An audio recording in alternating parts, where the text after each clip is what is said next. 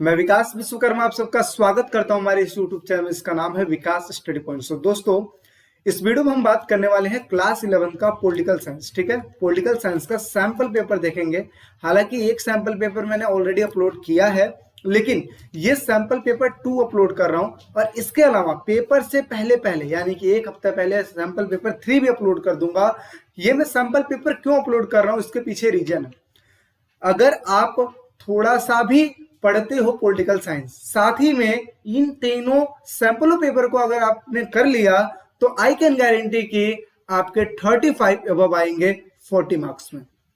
ठीक है, क्योंकि ये तीनों सैंपल पेपर जो डिजाइन हुए हैं वो सारे इंपॉर्टेंट क्वेश्चनों को ध्यान में रखते हुए डिजाइन हुए हैं और वो सारे गेस वाले क्वेश्चन हैं जो हो सकता है कि आपके पेपरों में देखने को मिले। जो बच्चे बिल्कुल ही नहीं पढ़े हैं उन बच्चों के लिए मैं बताना चाहता हूं, इन तीनों सैंपलों पेपर को आप अगर कर लिए तो आई कैन गारंटी कि 25 से 30 मार्क्स आ जाएंगे अगर आप अभी तक बिल्कुल ही नहीं पढ़े हो तो। बाकी एक्स्ट्रा अगर आप पढ़ते हो तो 35 अबव आने ही आने हैं। तो यहाँ पे देखिए, एक चीज आपको मैं बता दूं कि ये सैंपल पेपर 2 है और यहाँ पे मैं डिस्कशन करने वाला हूं सैंपल पेपर 2 को। ध्यान से देखिएगा, बहुत ही बेहतरीन ढंग से आपको चीजें समझाऊंगा। और नोट्स पाने के लिए जैसा कि आपको बताया गया है, डिस्क्रिप्शन में मेरा नंबर होता है, आप वहां पे, इसके अलावा लिंक भी दे दिया जाएगा, आप वहां पे क्लिक करके चीजें ले सकते हो। ठीक है, इस सैंपल पेपर का जो आंसर भी है आपको वहीं पे मिलेगा। हालांकि सैंपल पेपर में डिस्कशन करने वाला हूं, डिस्कशन करना इसलिए करवा रहा हूं ताकि देखिए, मैं चाहता तो क्वेश्चन भी लिखता, आंसर भी लिखता और साथ ही साथ समझा देता और आप क्या करते उस चीज को देख लेते। लेकिन मैं ये चाहता हूं कि आप क्वेश्चनों को देखो, जो समझा रहा हूं उसको सुनो और फिर प्रैक्टिस खुद से करो। और ज्यादा दिक्कत हुई, डिस्क्रिप्शन में लिंक दे दिया जाएगा, आप जाओगे वहां पे क्लिक करके आपको वहां पे पीडीएफ मिल जाएगा इसका, आप वहां से कर लेना, कोई दिक्कत वाली बात नहीं है। तो चलिए देखिए, ये स्टार्टिंग में जनरल इंस्ट्रक्शन आपको पता ही है, जैसा कि 2 घंटे का पेपर है, 40 नंबर का आपका होगा पेपर और इसमें एबीसी तीन चीजों में डिवाइड है, यानी कि 3 भाग में डिवाइड है। और इसके अलावा यहाँ पे देखिए, भाग ए में जो है 8 क्वेश्चन दिए गए जो कि 2 मार्क्स के हैं। बी में प्रश्न 3 है, वो भी 4 नंबर के, जिसको 100 वर्डों में आपको करना है। साथ ही साथ अगर मैं बात करूं भाग सी की, ठीक है, यानी कि पार्ट सी की, तो इसमें 6 नंबर के क्वेश्चन जो है वो सिर्फ और सिर्फ 2 देखने को मिलेंगे और ये चॉइस वाले क्वेश्चन होंगे जिसको आपको करना है। जिन बच्चों ने सैंपल पेपर 1 किया है उनको पूरी तरीके से पता होगा कि सैंपल पेपर डिजाइन यानी कि आपका पेपर किस हिसाब से डिजाइन होने वाला है। ठीक है, बाकी मैप में भी आएगा, मैप को भी करवा दूंगा। अब देखिए, यहाँ पे सेक्शन 1 है, ठीक है, सेक्शन 1। तो यहाँ पे पहला क्वेश्चन लिखा है कि स्वतंत्रता के लिए प्रतिबंधों की आवश्यकता क्यों होती है। इंपॉर्टेंट क्वेश्चन है, आपके लिए स्पेशली बनाया गया है। स्वतंत्रता के लिए प्रतिबंधों की आवश्यकता क्यों होती है। जो पढ़ने वाले बच्चे हो तो यूं ही इसका जवाब दे देंगे, नहीं तो आपको हिंट में देता हूं। 2 नंबर का क्वेश्चन है, आपको पता है कि स्वतंत्रता है, सारे व्यक्ति स्वतंत्र है, हर एक व्यक्ति स्वतंत्र है, लेकिन स्वतंत्रता का यह मतलब नहीं है कि स्वतंत्रता का फायदा उठा के आप कोई गलत काम करो, ये इसका कोई मतलब है नहीं। तो इस वजह से आप गलत काम करो ना, इस चीज के लिए आप पे क्या लगाया जाएगा, प्रतिबंध लगाया जाएगा। अब समझ में आया कि प्रतिबंधों की आवश्यकता क्यों होती है। तो इस वजह से प्रतिबंधों की आवश्यकता होती है ताकि आप स्वतंत्रता का फायदा उठा के कोई गलत काम ना कर दो। आई होप सो समझ में आया होगा, लिख लोगे आप। ठीक है, अच्छा आगे हम बात करते हैं, नेल्सन मंडेला की आत्मकथा का शीर्षक क्या है। शीर्षक का मतलब होता है टाइटल एक तरीके से, ठीक है, टाइटल क्या है। ठीक है, तो यहाँ पे जो नेल्सन मंडेला है उनकी आत्मकथा का शीर्षक क्या है, तो आपको ये बताना है। जो बच्चे पढ़े होंगे उनको तो ये बात पता होगी, अगर भाई नहीं पता तो मैं बता दूं, the long walk to freedom, ये नेल्सन मंडेला की आत्मकथा का नाम है। The long walk to freedom यानी कि स्वतंत्रता के लिए एक लंबी यात्रा। ठीक है, ये चीज है। नेक्स्ट बात करते हैं, दूसरा क्वेश्चन है, समान लोगों के प्रति समान व्यवहार या बर्ताव से क्या आशय है। तो यहां पे ये चीज बताया जा रहा है कि जो व्यक्ति समान है उसके लिए समान बर्ताव से क्या तात्पर्य है। तो आपको मैंने बताया था जिस टाइम पे समानता पढ़ा रहा था कि हमारे समाज में दो वैरायटी के लोग हैं। एक तो बिल्कुल जो परफेक्ट है, जिनके पास प्राकृतिक रूप से हर एक चीज है, दो हाथ है, दो आंख है, ठीक है, मतलब हर एक चीज बॉडी का जो पार्ट है वो बिल्कुल ही सही है। और जो मेंटल है, मतलब मेंटल जो दिमाग जो हमारा है वो भी सही है एक तरीके से, ठीक है। एक तो वो हो गए, और दूसरा ये कि जो व्यक्ति प्राकृतिक रूप से सही नहीं है, एक वो व्यक्ति होते हैं। तो आपको पता है कि समानता क्या कहती है। समानता ये कहती है कि जो व्यक्ति जैसा उसके साथ वैसा बिहेव करो। मैं बार बार एग्जांपल मेट्रो का देता हूं कि मेट्रो में देखो दो चीज है, एक तो सीढ़ियां बनाई गई हैं उन लोगों के लिए जो कि सही हैं, जो उसके रास्ते चढ़ सकते हैं, और दूसरे वो लोग जो डिसेबल हैं, जो नहीं चढ़ सकते, उनके लिए लिफ्ट बनाया गया है। अगर जो व्यक्ति डिसेबल हैं उनके लिए भी जीने का ही प्रावधान होता है, यानी कि जीने के रास्ते ही चढ़ना होता, तो उनके साथ क्या होता, अन्याय होता। तो यहाँ पे जो व्यक्ति जैसा है उसके साथ वैसा ही बर्ताव करना ही क्या कहलाती है, समान लोगों के प्रति समान व्यवहार कहलाती है। चीजें समझ में आ रही है। ये भी आपको 2 नंबर में पूछा जाएगा, आई होप सो कर लोगे। नेक्स्ट बात करते हैं, लोकसभा की 2 शक्तियों का उल्लेख कीजिए। कोई 2 शक्तियां बतानी है, अच्छा है, इंपॉर्टेंट है, कर लोगे, क्योंकि इसमें देखिए आपको मैंने बताया था लोकसभा राज्यसभा का शक्तियों के बारे में मैंने चर्चा किया था। ये क्वेश्चन आपके 4 नंबर में भी देखने को मिल सकते हैं और 2 नंबर में भी देखने को मिल सकते हैं। मोस्ट इंपॉर्टेंट चीज है, मैं पहले ही बता रहा हूं, ठीक है। तो देखने को मिल सकते हैं, इस वजह से पहले ही कर लीजिएगा, ठीक है। और इस सैंपल पेपर में या फिर कोई भी सैंपल पेपर में ऐसा कोई क्वेश्चन डिजाइन नहीं हुआ है जो कि मेरे नोट्स में ना मिले, ठीक है, जो कि मेरे इंपॉर्टेंट क्वेश्चन में ना मिले, क्योंकि सारा का सारा चीज आपका जो भी नोट्स मैंने डिजाइन किया है उसमें सारा चीज आपको मिल जाएगा। तो नोट्स पढ़ना अनिवार्य है, डिस्क्रिप्शन में लिंक है, जाके आप वहां से डाउनलोड कर लीजिए, पढ़िए। आगे हम बात करते हैं चौथे की, रॉल्स के अज्ञानता के आवरण का तात्पर्य समझाइए। मोस्ट इंपॉर्टेंट है, आई होप इसको समझ में नहीं आया होगा कि रॉल्स के अज्ञानता के आवरण, इसका मतलब है क्या जी। तो इसका मतलब ये है, जिस टाइम पे मैंने न्याय का चैप्टर पढ़ाया था उस टाइम पे आपको मैंने बताया था कि जो जॉन रॉल्स हैं उन्होंने अज्ञानता का आवरण का सिद्धांत दिया है। अज्ञानता के आवरण का सिद्धांत का मतलब ये है कि अगर सपोज कोई व्यक्ति अनजान है किसी समाज से, तो वो व्यक्ति उस समाज के लिए कोई भी कानून बनाएगा तो वो इस हिसाब से बनाएगा ताकि उसमें रहने वाले जितने भी व्यक्ति हैं, चाहे अमीर हो, चाहे गरीब हो, चाहे छोटे हो, चाहे बड़े हो, कोई भी हो, सबको फायदा पहुंच पाएगा। तो जॉन रॉल्स ने अज्ञानता के सिद्धांत में यही कहा है कि मान लो कि कोई ऐसा व्यक्ति है, चाहे हम ही है, हम एक समाज के लिए एक ऐसा कानून बनाए, ठीक है, जिसकी वजह से सभी का भला हो पाए और हमें ये तक ना पता हो कि हमारे समाज में पोजीशन क्या है। तो उस टाइम पे जो व्यक्ति है समाज के लिए ऐसा काम करेगा, समाज के लिए ऐसा कानून बनाएगा जो सभी के लिए बराबर होगा, ठीक है।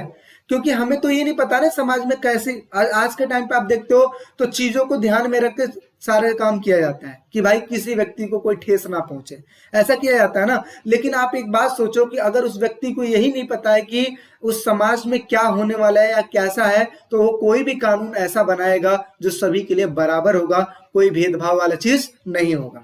क्योंकि उसको ये तक नहीं पता ना कि वो अमीर कैटेगरी से बिलोंग करता है और गरीब कैटेगरी से बिलोंग करता है, किस चीज से बिलोंग करता है उसको खुद नहीं पता। इस वजह से वो कोई भी कानून बनाएगा तो सभी को ध्यान में रखते हुए बनाएगा, चाहे अमीर हो चाहे गरीब हो, जिससे सभी को लाभ पहुंच पाए। ये भी 2 नंबर के क्वेश्चन में पूछा जाएगा, ठीक है, आप इसको कर लीजिएगा।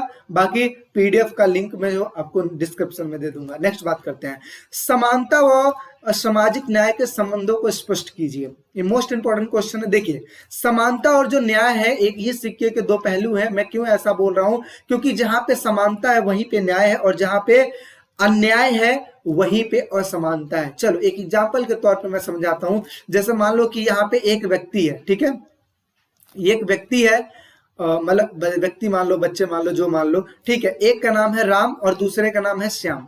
और मैंने क्या किया, राम को 5 रुपए दिया और श्याम को भी 5 रुपए दिया। अब यहाँ पे आप ध्यान से देखिए तो 5 रुपए इसको भी मिला, 5 रुपए इसको भी मिला। तो इसका मतलब ये हुआ कि मैं इन दोनों में न्याय किया। न्याय क्यों किया, क्योंकि मैंने दोनों को इक्वली दिया। जब मैं इक्वल दिया तो यहाँ पे क्या स्थापित होगा, न्याय स्थापित होगा। क्या स्थापित होगा, न्याय स्थापित होगा। लेकिन अगर मैं यहाँ पे अगर राम को अगर मैं 8 रुपए देता और श्याम को मैं अगर 2 रुपए देता, तो इसका मतलब ये होगा यहाँ पे मैं क्या कर रहा हूं, भेदभाव कर रहा हूं। क्या कर रहा हूं, भेदभाव कर रहा हूं। और जहां पे भेदभाव होती है वहीं पे क्या होता है, अन्याय होता है। क्या होता है, अन्याय होता है। तो इसी वजह से जो समानता और न्याय का आपस में रिलेशन है, संबंध है। ठीक है, नेक्स्ट बात करते हैं। 2 नंबर का क्वेश्चन आई होप सो कर लोगे। नेक्स्ट, वित्त विधेयक और गैर वित्त विधेयक में क्या अंतर है जी? ध्यान से सुनिए, वित्त विधेयक और गैर वित्त विधेयक, जहां पे वित्त आता है वो समझ लो पैसे से रिलेटेड। किससे है जी? पैसे से रिलेटेड है। तो यानी कि वो विधेयक जो धन विधेयक होता है यानी कि पैसे से रिलेटेड होता है, वो धन विधेयक में आता है यानी कि वित्त विधेयक में आता है। और गैर वित्त विधेयक क्या होता है? गैर वित्त विधेयक को हम साधारण विधेयक कहते हैं। क्या कहते हैं जी? साधारण विधेयक कहते हैं। और साधारण विधेयक को पेश कौन करता है? कोई भी संसद का व्यक्ति पेश कर सकता है, चाहे वो निजी हो चाहे वो मंत्री हो।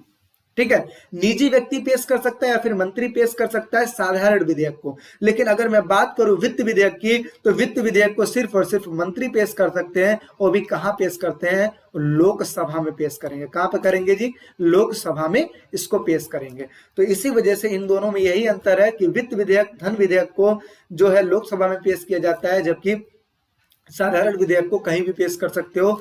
अच्छा, दूसरा चीज ये है, कहीं भी का मतलब ये है कि लोकसभा राज्यसभा में ही करोगे। अच्छा, दूसरा चीज ये है कि वित्त विधेयक को सिर्फ मंत्री पेश करेंगे और गैर वित्त विधेयक को कोई भी कर सकेगा, चाहे वो निजी व्यक्ति हो चाहे वो मंत्री हो। ठीक है, आइए इसका अंतर आप लिख लेंगे। नेक्स्ट बात करते हैं, न्यायिक पुनरावलोकन का मतलब क्या होता है कि अगर किसी व्यक्ति के लिए अगर कोई न्यायालय कोई फैसला सुना दिया होता है, अगर दोबारा से उस फैसले पे अपील की जाती है, ठीक है, रीचेकिंग के लिए, तो उस टाइम पे न्यायालय के पास अधिकार होता है कि उसका दोबारा से वो अवलोकन करेगी, दोबारा से अपने निर्णय की जांच पड़ताल करेगी और उसके बाद जो सही निर्णय होगा उस चीज को सुनाएगी। यानी कि पूर्णावलोकन का ऑप्शन उन लोगों के पास होता है। रिट क्या होती है जी? रिट जब आपके मौलिक अधिकार का हनन होता है तो आप जाते हैं न्यायालय में, तो न्यायालय एक प्रकार का रिट जारी करती है और उस रिट के माध्यम से आपका जो मौलिक अधिकार का हनन हुआ होगा उस चीज को दोबारा से लागू कर दिया जाएगा।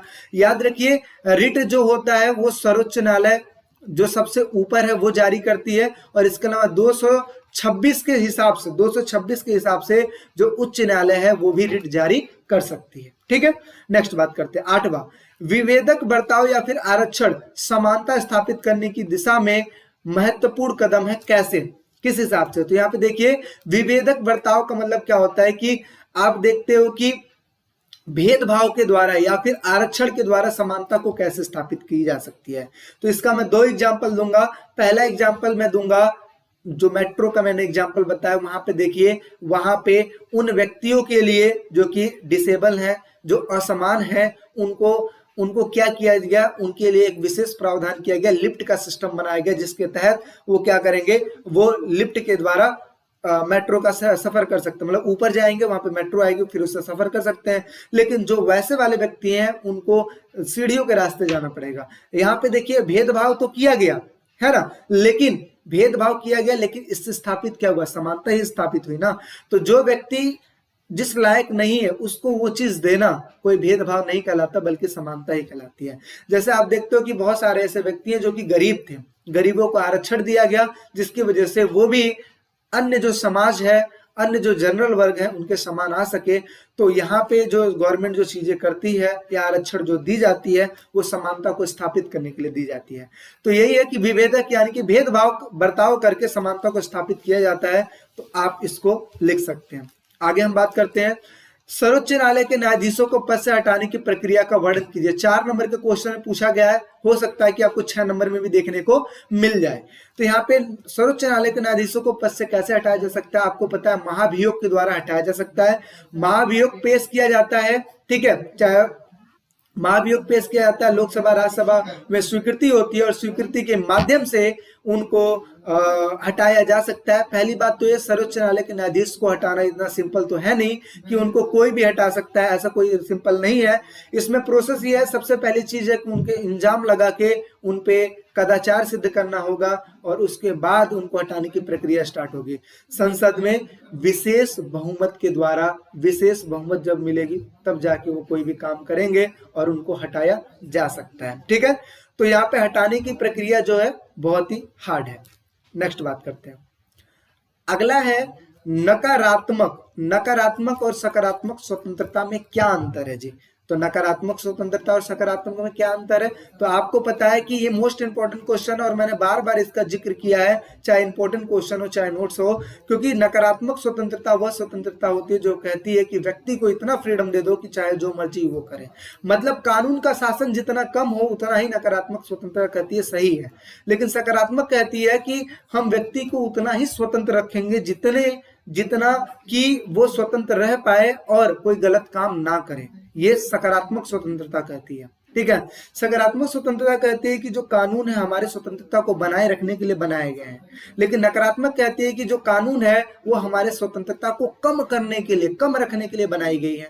ठीक है, सब चीज का डेफिनेशन मैंने करवा रखा है, जाके आप चीजों को देख सकते हैं। नेक्स्ट बात करते हैं, सामाजिक प्रतिबंधों से क्या अभिप्राय है, जो सामाजिक जो प्रतिबंध है उससे क्या अभिप्राय है। ठीक है, साथ ही साथ क्या किसी भी प्रकार के प्रतिबंध स्वतंत्रता के लिए आवश्यक है? तो जाहिर सी बात है कि अगर मैं बात करूं कि जो प्रतिबंधों का होना भी जरूरी है, प्रतिबंधों का होना भी जरूरी है। क्यों होना जरूरी है? इस वजह से क्योंकि हमें पता है समाज में बहुत सारे वैरायटी के लोग हैं, मतलब बहुत सारे वर्गों के लोग हैं, कोई अमीर है तो कोई गरीब है। तो हो सकता है कि जो अमीर वर्ग हैं जो गरीबों की शोषण कर लें, तो उस स्थिति में क्या है, प्रतिबंधों का होना बहुत ही ज्यादा आवश्यक है। ठीक है, और प्रतिबंध नहीं रहेंगे तो कोई भी अपनी मनमानी कर लेगा, और जब प्रतिबंध रहेंगे तो चीजों के दायरे में रह के कोई भी समाज का व्यक्ति कोई भी कार्य करेगा। तो सामाजिक प्रतिबंध का होना बहुत ही ज्यादा आवश्यक है। ठीक है, नेक्स्ट बात करते हैं। आई होप सो इतना चीज आपको समझ में आया होगा। ये मैं चीज चाहता तो आंसर लिख के भी समझा सकता था, लेकिन मैं ऐसा नहीं करना, क्योंकि आप लोग को स्ट्रांग बनाना है।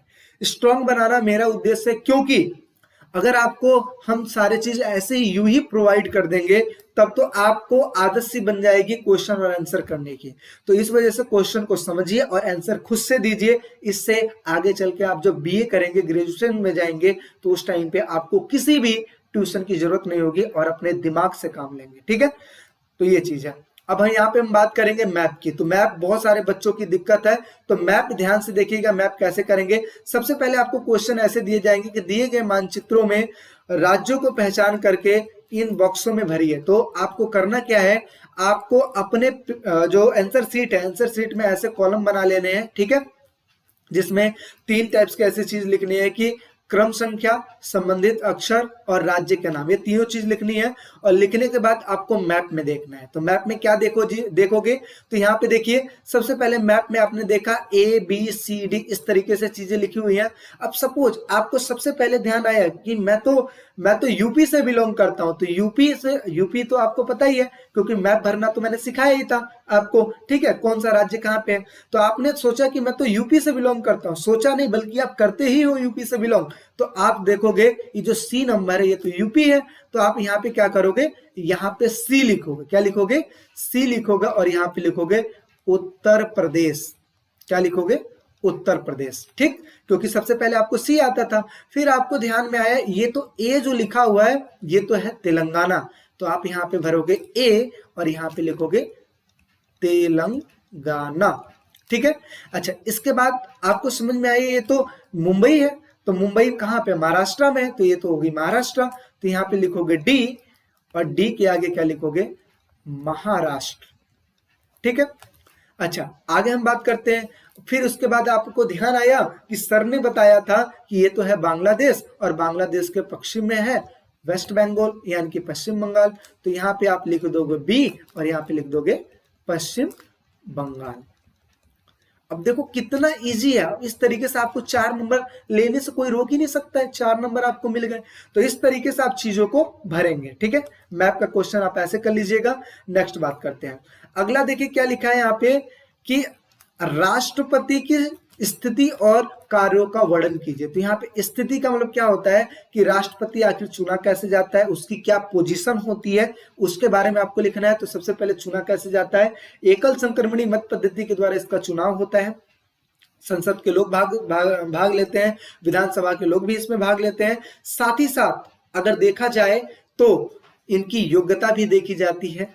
और योग्यता के हिसाब से 35 वर्ष का जो क्राइटेरिया है वो एज का उसको पूरा करना पड़ेगा, पागल या दिवालिया ना हो, भारत का नागरिक हो, ये सारे वो पूरा करना पड़ेगा। और फिर जाकर इनको पोजीशन मिल जाएगी और पोजीशन मिलने के बाद इनको कार्य भी करना पड़ेगा। कई सारे इनको कार्य दिए जाते हैं और इसमें विशेषाधिकार भी दिए जाते हैं ताकि वो भी कोई भी कार्य कर सकें। आपको पता है कोई भी कार्य होता है वो राष्ट्रपति से पूछ के ही होता है, राष्ट्रपति का साइन होना जरूरी है। आपको पता है सेना का जो प्रमुख होता है वो भी राष्ट्रपति होता है, तो राष्ट्रपति के पास काफी दावेदारी होती है। बेशक हम ये कहते हैं कि राष्ट्रपति सिर्फ नाम मात्र का है, लेकिन ऐसा कोई जरूरी नहीं है, क्योंकि राष्ट्रपति से होकर सारी चीजें गुजरती है, तो इस वजह से राष्ट्रपति की भी सहमति होनी जरूरी है। इसमें आप विशेषाधिकार वाले भी चीज लिख सकते हो कि आपातकालीन घोषणा करना, साथ ही साथ विधेयक पे मंजूरी देना, ठीक है, किसी भी विधेयक को स्वीकृति देना, अस्वीकार करना, ये सारा काम होता है, तो इनके कार्यों में ये चीज लिख सकते हैं जी। अच्छा, ये 6 नंबर का हो जाएगा।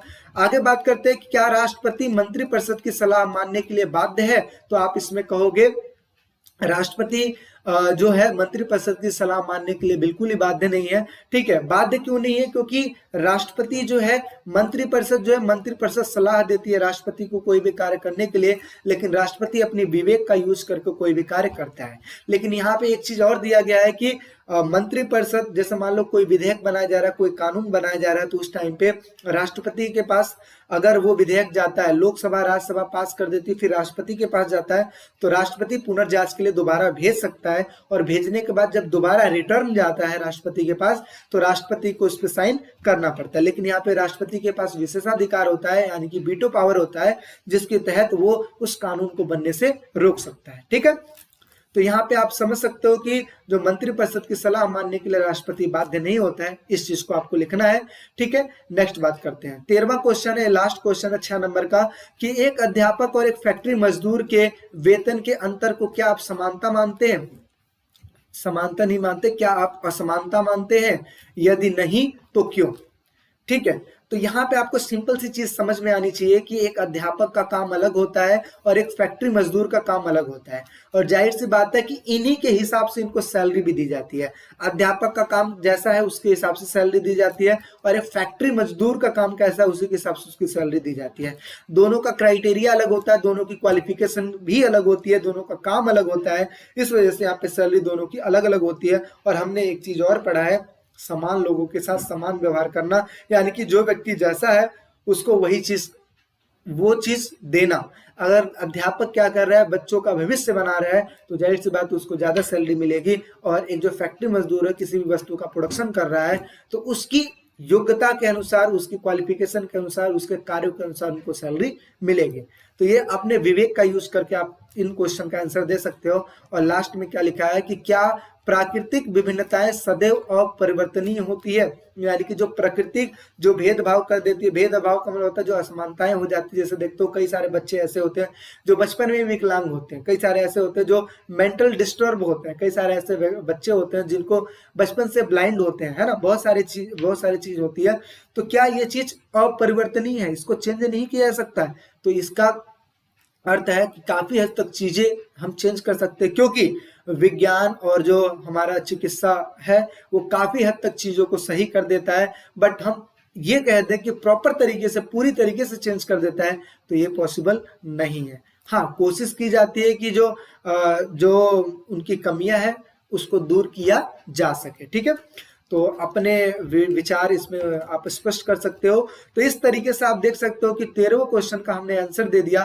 मोस्ट इंपॉर्टेंट चीज था, मैंने आपको बता दिया। और ऐसे ही आपका हिस्ट्री का भी सैंपल पेपर बनाऊंगा, आप उसको भी कर लीजिएगा, आपको सारा चीज समझ में आ जाएगा। यहाँ पे मैं एक बात बता दूं कि आपको पीडीएफ के लिए आपको नीचे डिस्क्रिप्शन में दिया जाएगा लिंक, आप उस पर क्लिक करके चीजों को ले सकते हैं। मिलते हैं एक नेक्स्ट वीडियो में, अभी इसके लिए प्रैक्टिस कर लीजिएगा। ठीक है, मिलते हैं एक नेक्स्ट वीडियो में एक अगले सैंपल पेपर के साथ। अभी के लिए टेक केयर, बाय बाय।